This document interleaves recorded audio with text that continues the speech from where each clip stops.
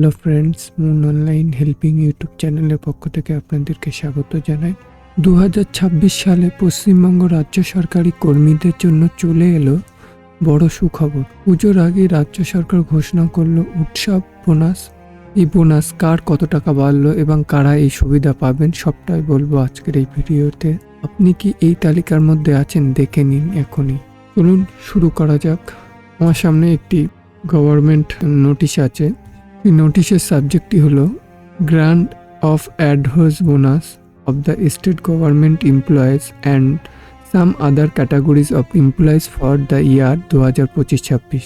অর্থাৎ রাজ্য সরকারি কর্মচারীদের জন্য যে সরকার ঈদ ও পুজো উপলক্ষে যে বোনাস দেন, সেই বোনাসের নোটিশটি আপনাদের সামনে উপস্থাপন করছি। তবে এই যে বোনাস কারা পাবে না, সমস্ত ডিটেলসই আপনাদের সামনে বলবো। তারপর নিচে আসি।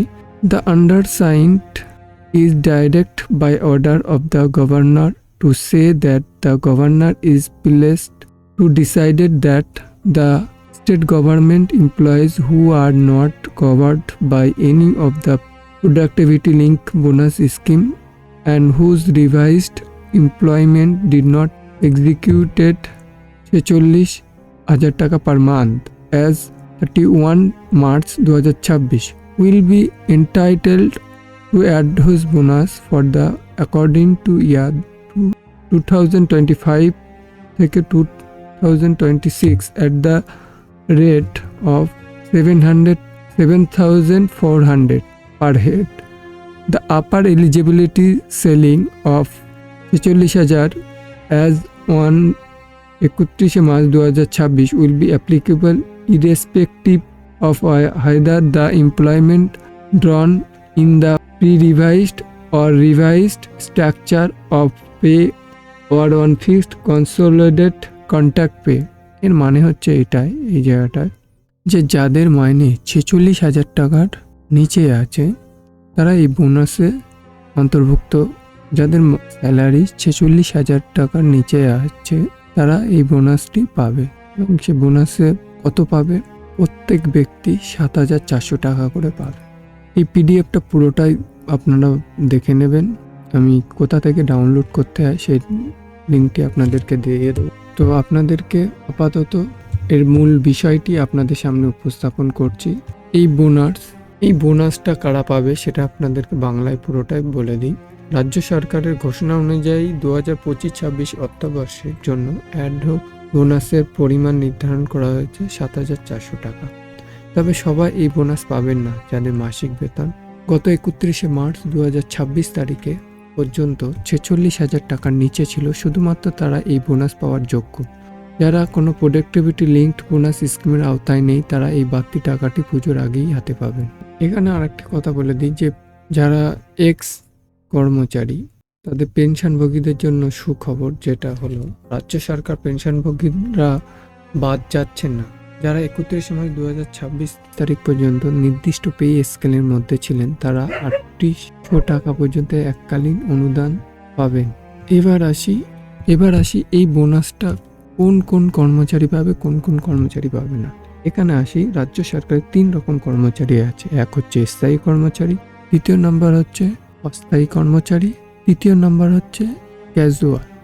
স্থায়ী কর্মচারীরা তারাই পাবেন যারা মাইনে 46,000 টাকার নিচে আছে। কন্ট্রাকচুয়াল কর্মীরাও এই বোনাসের আওতায় পড়বে এবং ক্যাজুয়াল স্টাফ তারাও পাবেন। অর্থাৎ এখানে বলতে গেলে সিভিক থেকে শুরু করে ভিআরপি সমস্ত কর্মচারীরা পাবেন, বিশেষ করে আশাকর্মী সবাই পাবেন এই বোনাসটি।